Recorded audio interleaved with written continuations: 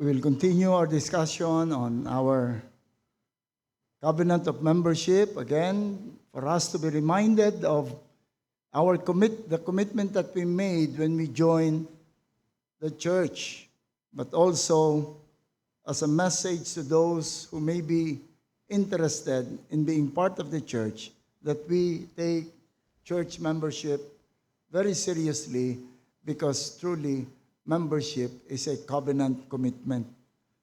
We are in paragraph 4 that says, "In reliance upon the grace of the living God, we hereby determine to exercise a mutual care and watchfulness for one another, to fulfill the law of Christ, striving for the good of the people, good of the church, to promote the knowledge of truth, which is in accordance with godliness, exhorting and admonishing one another in a spirit of meekness, and praying for one another according to the will of God." As you may observe, our commitment for one anothering is simply a commitment to do good to one another. That is the central issue.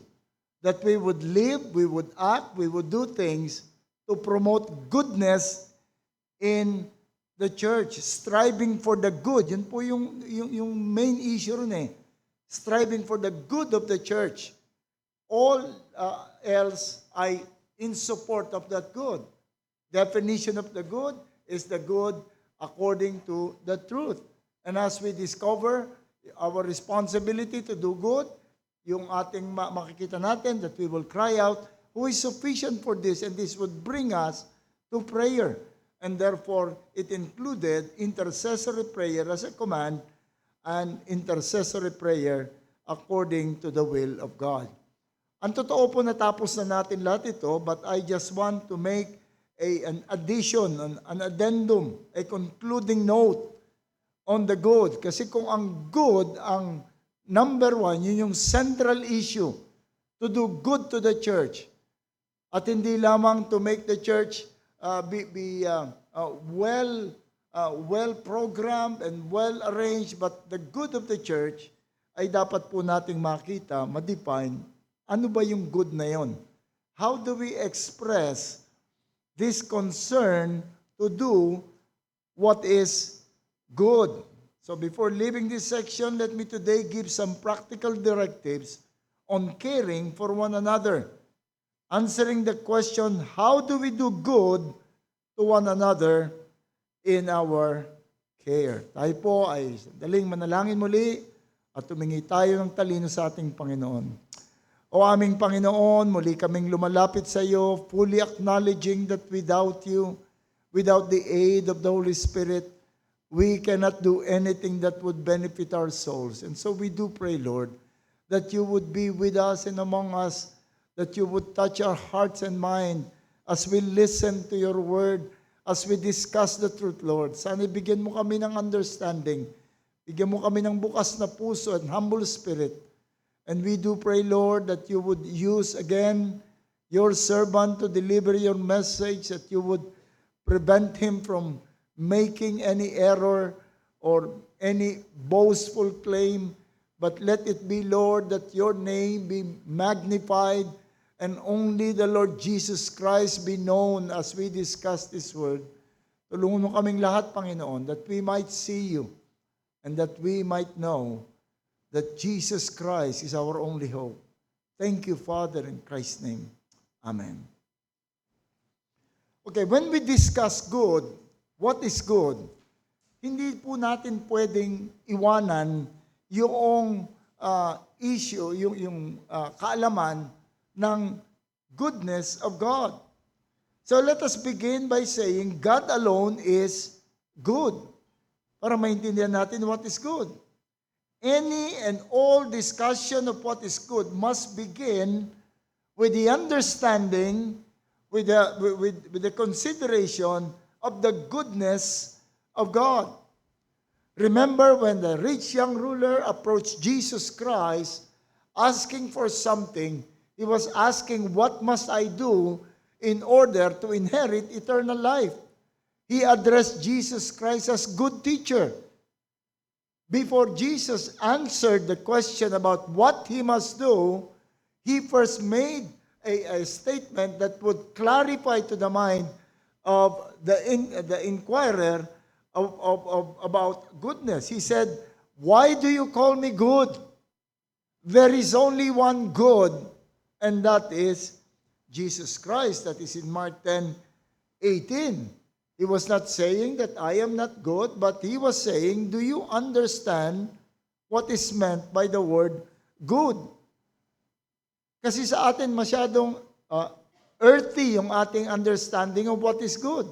Masyadong temporal yung ating understanding. Just like yung word na mabait. I've said this time and again.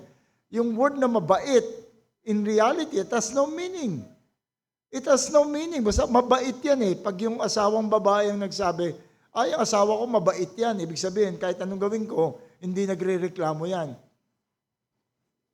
Kahit anong hingin ko, binibigay sa akin yan. Mabait ang magulang ko. Mabait yung tatay at mabait yung nanay ko. Ibig sabihin, hindi ako niyan pinapalo, hindi ako pinagagalitan, at kahit anong hingin ko, ibinibigay sa akin. Mabait talaga yung mga yan. At makita natin maging kriminal. Hindi ko alam kung bakit niya nagawa yun. Mabait na bata yan eh. What do we mean really by mabait? But if we would go to the real identification or definition of mabait or good or mabuti, we come to God. When Moses, we have to discuss first the goodness of God. What is the goodness of God? When Moses made a bold request to God saying, please show me your glory. I think it's Exodus 33. He was asking that God will show him who God is. He was asking that God will display to him, that will make him understand kung sino ang ating Panginoon.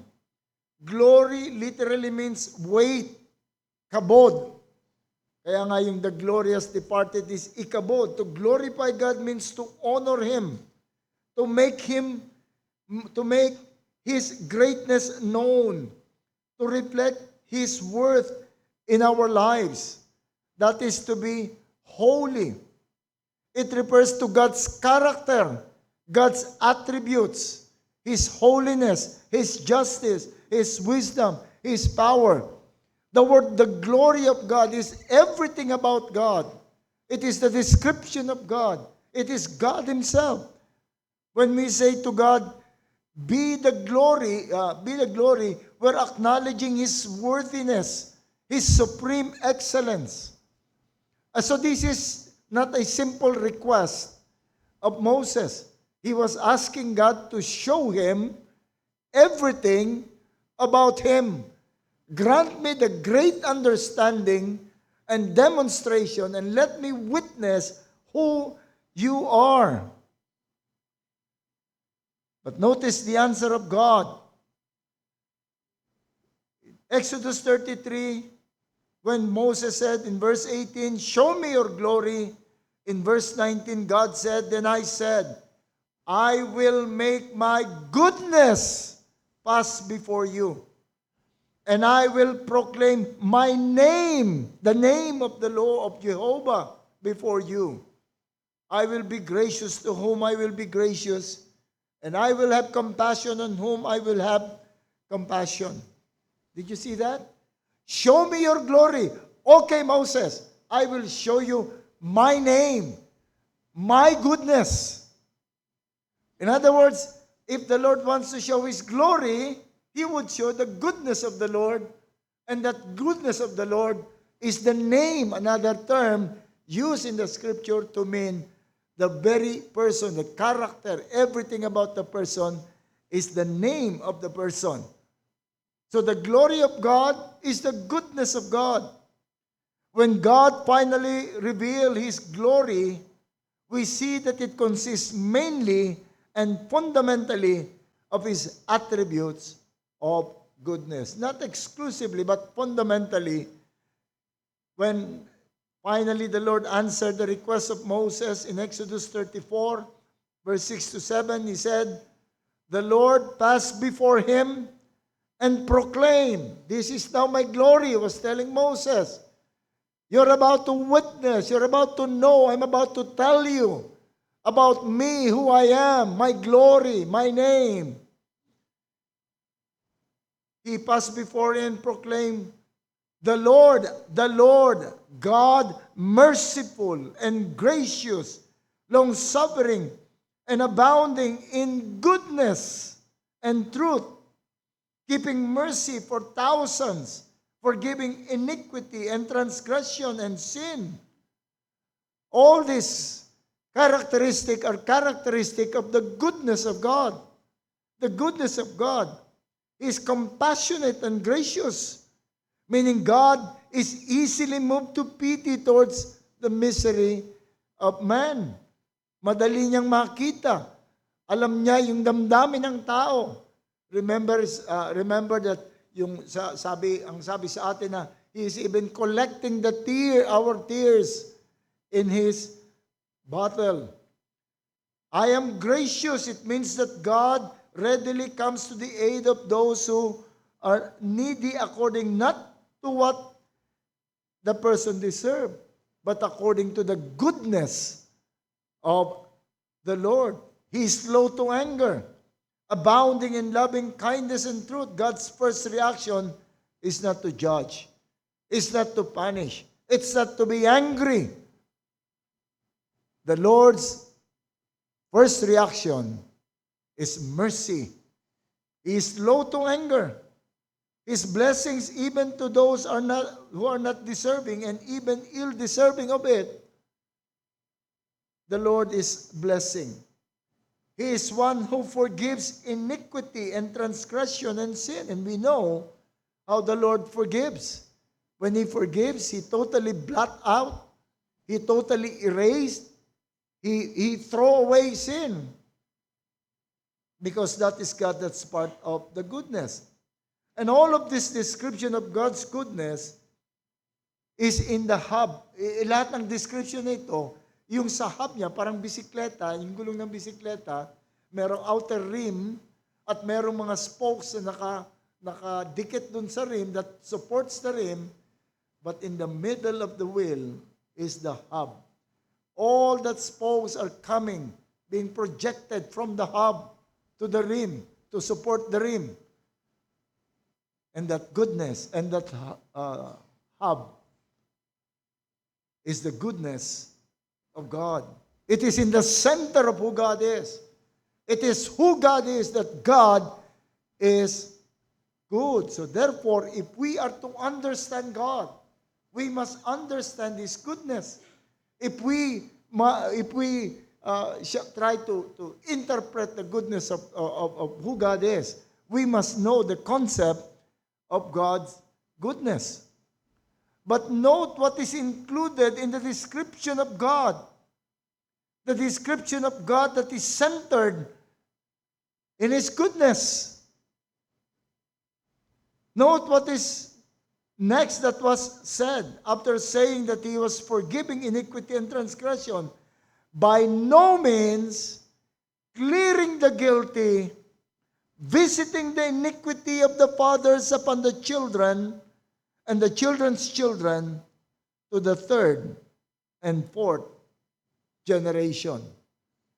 I am an avenging God, and I will not forgive unless the person would pay for the penalty. No one can get away with their sin. How can it be consistent with the goodness of God? How can His goodness that is merciful and gracious and forgiving would exact justice and giving punishment? Especially if we would consider all the judgment that God has done. Just imagine the great flood, the global flood that the Lord sent, killing everyone except a family with its 8 members. Consider what happened to Sodom and Gomorrah. Consider what happened to those who were buried eaten by the earth. all of them sign of God's justice. The Lord was even pictured as someone full of blood, trampling upon those who are rebelling against Him. How can that be consistent with the goodness of God? I thought that goodness is centered. It is a center of the character of God. That's the justice of God, punishing the iniquity. But the justice of God is not contrary to the goodness of God, but it defines the goodness of God. That the goodness of God is not just any benevolent intention or the desire for any benevolent condition, not benevolent intention or goal, but the delivery of the ultimate goal, which is the salvation of man, that he might bring man to glory. That is the end. That is the purpose. That is what the goodness of God is reaching for. The goodness of God is not simply to deliver what is benevolent, but rather bring man to salvation and ultimately glory. That's the goodness of man, of God. Paul told the Romans, "Do you despise the riches of His goodness and forbearance and long-suffering, not knowing that the goodness of God leads you or leading you to repentance?" The Lord is going do good to you. Pagka yung mga tao sabihin, God is good. May sasagot naman, God is good, ano yun? All the time. Merong isang artista nagpapasalamat na, ay nako, talagang ang dami kong kontrata ngayon, ang dami kong pelikulang nakalinya sa akin. God is good. Sasagot naman yung kapwa niya artista, all the time. Because that is their concept of God's goodness. But God's goodness, depende rito, is to bring sinners to that ultimate goal, glory. The salvation of their soul. The justice of God and the goodness of God that is not just benevolent intention, but the goal is the delivery of that ultimate goal. Kaya bago natin sabihin, mabuti ang Panginoon, binigyan niya ako ng trabaho, mabuti ang Panginoon, nakagraduate ako. Na-lead ka ba into repentance? Nalapit ka ba sa Panginoon? Dahil sa mga kabutihan na binigay niya. His goodness is expressed ultimately in saving His people and in bringing them to glory. And this will explain why a God who is good can destroy the world through flood, can destroy cities and people. Why? How can a good God do that? Because He wanted that plan of salvation to succeed. He destroys the entire world because the intent of the heart of man during that time was only evil. There was no common goodness, was only evil continually. And what will happen if that will continue? Man will not survive. And the promised seed, the seed that was promised to Eve, will not be born. Why did He bring Israel to the land of promise? And we know, when the Lord brings, ito yung struggle ko noon when I was a young Christian reading from the book of Acts. How can God allow this? Destroying cities, killing everyone, even infants. At katulad yung nabanggit ni Brother Charles kanina, nang naging kasalanan ni Saul, nagtira siya ng tao. Kailangan tadtarin yan. How can God do that? That was my struggle. Reading through the Old Testament, especially through Joshua, will make you ask, how can God be good and do all this destruction of properties and lives? The answer, God will do all to ensure salvation. the ultimate expression of the goodness of God. He brought the flood to preserve man from being totally destroyed by sin. Itinira lang niya yung 8. He destroyed nations. Why? To preserve Israel. Because Israel is the one who would bring the Messiah. Israel was from Abraham. And the promised seed that would bless the entire world would be Abraham's seed. And then we saw that from Abraham ay naging si Isaac, and from Isaac to Jacob. And to Jacob, he became Israel. But the nation of Israel descended. And therefore, Israel must be preserved. And God is willing to destroy, willing to do all to preserve Israel so that the Messiah will be born. And from Israel, He preserved Judah. Because from Judah, David will be born. And He preserved David because David would be the ancestor, would be the first king in that monarchy that would end in Jesus Christ. He is willing to do all to bring salvation. God did all to ensure the birth and the ministry of the Savior, the Messiah. It is all about salvation. All that the people, His people, be brought to glory. This was vividly demonstrated in the life of Jacob, whom he loved, and Esau, whom he hated. If you would, somebody may emphasize this, one preacher emphasized it, if you would describe the life of Jacob and the life of Esau, who do you think would people judge to be more loved by God? Dahil si Esau, alam niyo naman, naging mighty nation siya, naging leader siya, naging mayaman, gumanda yung kanyang territory. Talagang all what everyone in that time would desire ay naibigay kay Esau. Samantalang si Jacob, ano nangyari kay Jacob? Naitaboy mula sa kanyang bayan, niloko ng kanyang biyanan, tinusuhan siya, dinaya, then ultimately, binalian pa ng balakang ng ating Panginoon. And then the Lord would say, Esau have I loved, and Esau have hated, and Esau have I loved. But simply, tama ba? Esau I hated, and Jacob I have loved. From simple observance, sabihin, hindi, mas mahal ng Panginoon si Jacob, but no. Why was Jacob treated that way? Because Jacob is being led by the Lord to faith. Being led by the Lord to sanctification. Kaya dumaan siya ng ganon. Where is Esau now? He's in, most probably he's in hell kasi wala man tayo nakita na pananampalataya. But si Jacob, nakita natin ang naging paglapit niya sa Panginoon. Nakita natin kung paano siya nakakilala sa Panginoon.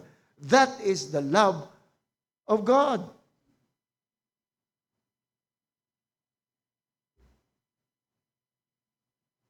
Looking from afar, maaaring hindi natin makita sa buhay ng tao, but the love of, the goodness of God always leads to glory, to sanctification. And therefore, when we think of the concept of human goodness, our ministry to one another, we must be like God. We must reflect the ultimate goal of God's goodness. And that is the salvation of soul towards glorification. Paul said in Romans 8:28 that we always quote, all things work together for good to them that love God and are called according to His purpose. All things work together for good to those who love God For good. Ibig sabihin, lahat ng nangyayari sa mga Kristiyano. Lahat ng nangyayari. And look what God did. And what is that goodness? That we might be conformed to the image of His Son. And look what God did and has been doing to bring that goodness. That salvation, which is the ultimate good. He said later on in Romans 8:30, whom He predestined, this He also called. Whom He called, this also justified. And whom He justified, this He also glorified. Everything is good. Everything would lead to that glorification and being like Jesus Christ. It begins with a sovereign will from eternity to save. Those whom He predestined, He will call. Parang simple lang naman. Asa na rin yung goodness ng Panginoon? Asa na yung ways ng Panginoon? Yung calling ng Panginoon, hindi po yun simple. It is the effectual call of the Lord. And when the Lord calls effectually, He would call the person in the right time and in the right condition that the person would respond rightly to the gospel. And it's not always pleasant. It's not always pleasant. Called referring to the effectual call and be effectual done in proper time and proper condition. Si Timothy, wala tayong masabi sa kanya. He was raised up by ni-raised up siya ng isang godly grandmother and a godly mother. So Timothy, when he was called by God, ready na siya. Maganda yung kanyang background. Buo yung kanyang mga, yung pangunawa doon sa salvation. And he embraced from his childhood. In-embrace niya yung pananampalataya ng kanyang mga magulang. What about Paul? What about Paul? Although Paul was raised up in a strictly religious family, he was raised up at the foot of Gamaliel, at siya ay naging isang Pariseo, but he was only called by God to faith when? Nung he was already broken. When he has done so many bad things, killing people, attacking the Church of God. Kaya sa buong life ni Apostle Paul, he keeps on beating his breast. I am not worthy, I am not worthy, I am not worthy. But he was called in that condition. Sometimes if you're Paul, you'll be tempted to say, Lord, why? As I have always been telling. In my younger years as a Christian, I'm always complaining to God, why did you not call me at my earlier age? Bakit kailangan tumagal? Bakit marami sa atin dumaan muna sa mga pangit na mga pangyayari, mga sinful background, mga mapapangit na mga condition ng buhay? Bakit inalaw ng Panginoon? Bakit inaalam na may mga namatayan ng magulang? Bakit inalaw na maghirap? Bakit ginawa ng Panginoon? Because God's purpose for you is not to be good, but to be saved. At nang dumating yung pagkakataon that you were already broken, and that was the time that God called you. Tatanungin mo, bakit dinanas kong ganitong pagkahulog sa kasalanan? Bakit dinanas kong ganitong calamity sa buhay ko? Because God knows when to call you. You were predestined to eternal life. And everything that is happening to you is known to God. Hindi lamang nung maging Kristiyano ka, it's known to God. Many times, I've been meditating yung mga pinagdaanan ko. And I specifically remember the many times that I should have been killed. I should have been dead many times. But the Lord preserved me. Why did He not immediately call me? I do not know. But when the proper time comes, when the Lord confronted me with the gospel, with my broken past and broken life, I was ready. And I professed faith in Him, and I was saved. That was the time. Paul was allowed to be murderer and persecutor of the Bible. Some suffered frustration, conflict, destruction of families, falling into grievous sin. Some are given success and riches. The goal of this all is to bring you to the point where you would be ready with the call of God to salvation and faith. The goal of all was ultimately for your glory, and that you would experience in the future. Sanctification also towards glorification, because those whom He called, He justified and He sanctifies. Yung justification, we cannot discuss that as something that happened to us, because it is all caused by what Jesus Christ has done. Humbling Himself, taking the form of a servant, and dying on the cross to pay the penalty of sin. Yung kahihiyan na hinarap niya doon sa cross. But it was not the crucifixion that fixed our problem. It was not the crucifixion that granted forgiveness. It was the wrath of God being poured upon Him. And the crucifixion was just a picture of that agony. He did not cry out, Lord, my God, why did you allow these people to crucify me? That was not the question of Jesus Christ. The question is, my God, why have you forsaken me? Because at that moment, He was forsaken by the Father. The Father whom he was with from all eternity. Turn His back upon Him. That is justification. It's again, why will the Lord allow that to happen to His Son? Hanggang ngayon, kahit sabi niyong napaka-unspiritual, I'm not willing to do that. To give my Son para bayaran yung kasalanan ng iba. Kailangan ko ng radical change. Kailangan ko ng talagang surgical act ng Panginoon in my brain for me to be able to do that. And I'm sure if all the Father who are here would be honest, hindi rin nila kayang gawin yun. And they are not willing to do it. But God did it. Why?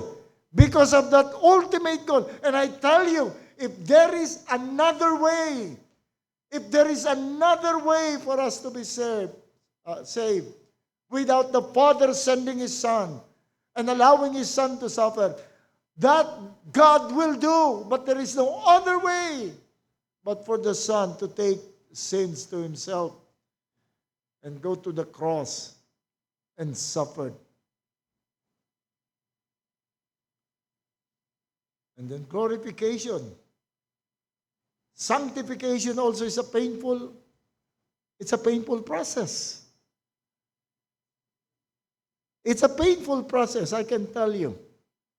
Yung aalisin sa'yo ng Panginoon ang mga bagay na nakakasira, nakakahadlang sa iyong sanctification. And you can guarantee that the Lord will not hesitate to take away things that are hindering you from becoming holy, coming near to Him. He would take away. I have seen this in life. And God knows, as Proverbs says, God knows where to hit. Magaling na mamalo ang Panginoon. He knows where to hit. Alam niya kung saan kapapaluin. He can take away, Proverbs says, He can take away what is precious to us. We cannot fight against God. God is a determined teacher that would bring us to sanctification. And sanctification is painful. if God does all things for the purpose of sanctification, which is the ultimate goodness, our goodness must reflect also the expression of the goodness of God. Yun din dapat ang karakter ng ating goodness. Yun din dapat ang ating ginagawa in pursuit of what is good for others. As we care for one another, we must have as our goal to drive the person nearer God, to make him experience God more. And if the person is not yet saved, the goodness that you are to give him are goodness that would bring him to God. That would bring him to God. Yung mga magulang, nagsisikap, ginagawa ang lahat para mapatapos ang pag-aaral ng kanilang mga anak, makapagbigay ng magandang kinabukasan. But the Bible said, what does it profit a man if he gains all the diplomas, if he gains all the titles and degrees, if he gains all the banks with all the money in the bag, if he forfeit his own soul? What have you done to your children? What goodness have you delivered to your children? Na hindi ninyo nadala ang ebanghelyo, hindi nyo na-demonstrate ang pagmamahal sa Panginoon. The goodness that we are to show to everyone must reflect the understanding of God's goodness. Everything that we do, even yung small kindness, generosity, for example, must give glory to God and not just promote self or being a patron to the person. Meron na akong ilang binawalan dito sa church na masyadong galante. I've warned them, baka nagiging patron ka. You know who you are. You may not be drawing people closer to God. You might just be drawing people close to you, and you becoming their patron. Generosity must give glory to God. Generosity must draw people to God. There are even times that we must withhold what we may seem to be benevolent act if it hinders sanctification. Do you know, may mga utos ang Panginoon sa Bible na i-withdraw ninyong what may be good because it's hindering their approach of God. In 2 Thessalonians 3:10, he says, for even Paul said to the Thessalonians, for even when we were with you, we would give you this command. If anyone is not willing to work, pag hindi nagtrabaho, ano mangyayari? Magugutom. Pag nagutom, anong mabuting gawin sa nagugutom? Pakainin? No. If anyone is not willing to work, let him not eat. For we hear that some among you are in idleness, not busy at work, but busy bodies. How much now, such person we command and encourage in the Lord Jesus Christ to do their work quietly and to earn their own thing. Ang background nito, marami sa mga tao doon sa Thessalonica, nang sabi, darating na ang Panginoon, ba't pa tayo magtatrabaho, ba't pa tayo magsisikap, but the Lord knows, ng tunay na dahilan, tamad lang talaga magtrabaho. So, ang gagawin nila, visitation, bibisita sa mga bahay, bibisita ng 11:30 ng tanghali, saka 7 ng gabi. Time for lunch and at pakakainin ng mga Kristiyano. Ang sabi ni Paul, stop that! You're making them worse. Itinutulak mo sila lalo sa idleness at katamaran. Refuse food to the idol. That giving of food is not goodness. It is good if the purpose is to bring such to repentance. Meron po akong tinutulungan since 2019 pa yata or bago magsimula Dahil naawa ko, 4 ang anak. Wala siyang trabaho, kundi nagsa-sidecar lang. At ang sabi ko sa kanya, sige, tutulungan kita mula sa pagpapanganak ng anak niya, nung asawa niya.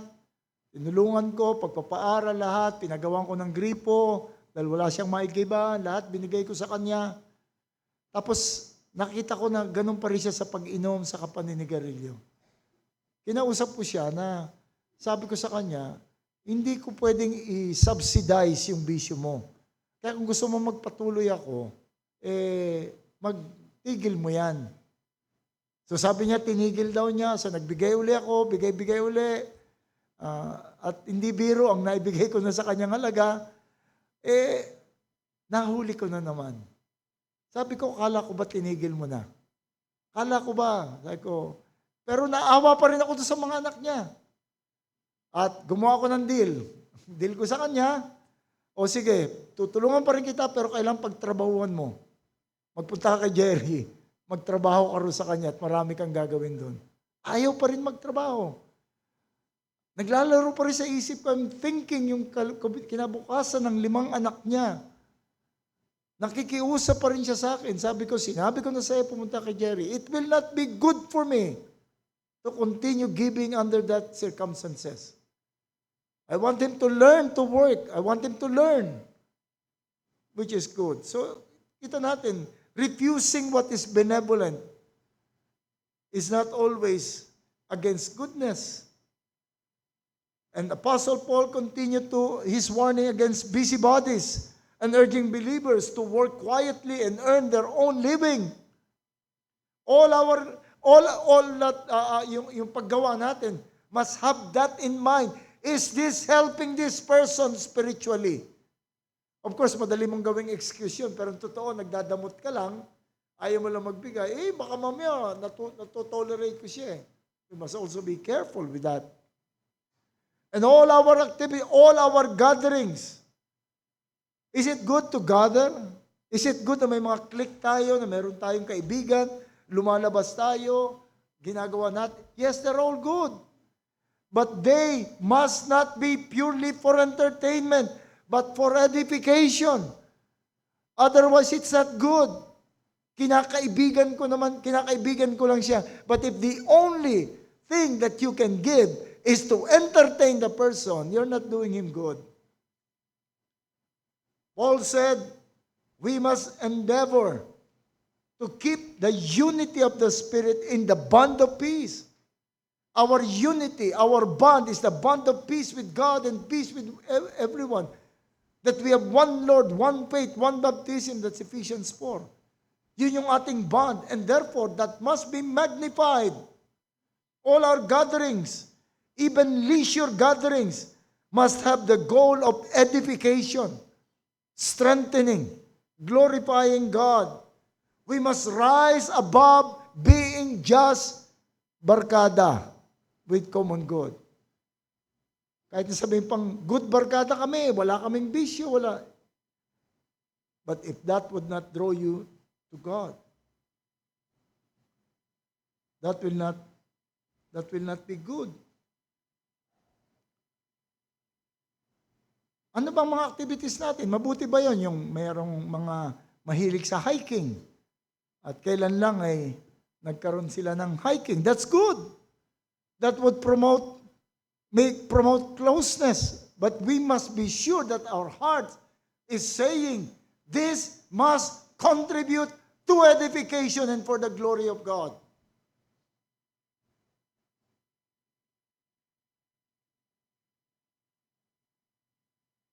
Yung mga gamers, marami silang activities. You sometimes spend nights and days gathering. Is that bad? Not necessarily. But if that is purely entertainment, without the goal of promoting godliness, without the goal of promoting the gospel, you're not doing good. You're just entertaining them.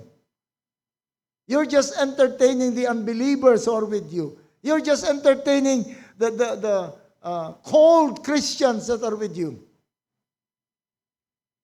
If ever that you would draw them closer, you are drawing them closer to yourself. Just think of what Christ has done and went through for our glorification. He allowed himself to be surrounded by sinners. Hindi siya namili ng kaibigan.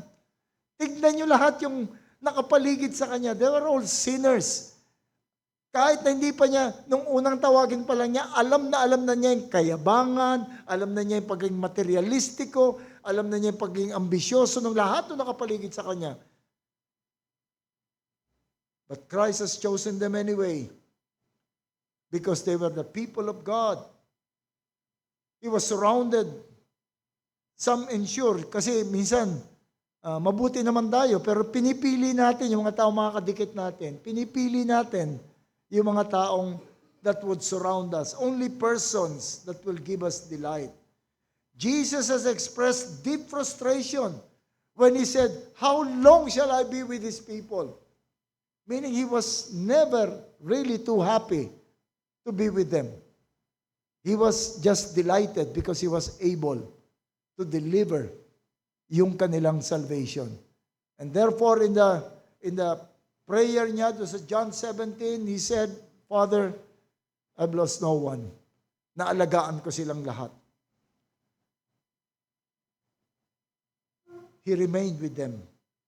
Think of all activities he was willing to go through. No place for his head to lay on. Mabuti pa raw yung mga ibon. Lahat sila may pupuntahan. Not accepted by his countrymen. He was rejected. Betrayed by friends. And all this, the Lord Jesus Christ took to himself for the salvation. He went through until he was able to say, he went all through this suffering, all through this gathering. Ginawa niya lahat until he was able to say, "It is finished."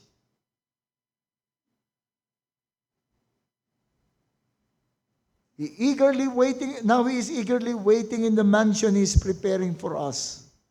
While many of us are only willing to be with a group that guarantees satisfaction to ourselves, our ultimate question is always, will it make me enjoy? Yun ang laging ultimate question. Sasama ka ba doon sa, di, wala akong hilig dyan eh. Wala naman ako mapapala dyan. What about the question? Meron ba ako may encourage? Meron ba akong ma-edify kung ako ay sasama? It is caring together for common interest. Can we not just gather and enjoy some activities? Do we really need to plot how it can edify? Yes, you can provide. Yes, you can. You can gather. But provided that in your heart and in your mind, there is an active principle that says, I want to be an instrument for edification. You know what is good? You know what is, dapat alam mo rin what is good to yourself. You know what is good? You yourself armed with a desire to be holy. Kayo mismo gusto nyo maging holy. Kayo mismo gusto nyo maging malapit sa Panginoon. Otherwise, how can you be concerned about the holiness of others if you yourself has no desire to be holy? You must be armed with this desire to be holy. You are armed with a love, desiring the good of others, which good that tends to edification. Then enjoy one another. Jesus, after having done all, has entrusted the care of His body to the church, to His people.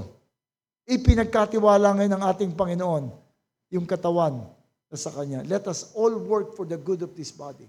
Let us all work for the edification of the body. Let us make all gathering and all encounter and all meeting. Yun ang nagdo-dominate ng ating isip. I want to be used by the Lord for the edification of one another, for the good of the entire church. Let's pray. O aming Panginoon, salamat po sa iyong malasakit sa aming iglesia. You never consider, Lord, what can make you happy or what can please you, but it's always what good can you give to us. May we be armed with the same principle in mind, Lord, that all encounters and everything we do would be calculated for the good and edification of everyone. Salamat po, Panginoon, sa lahat ng ito. Sa pangalan ni Jesus. Amen.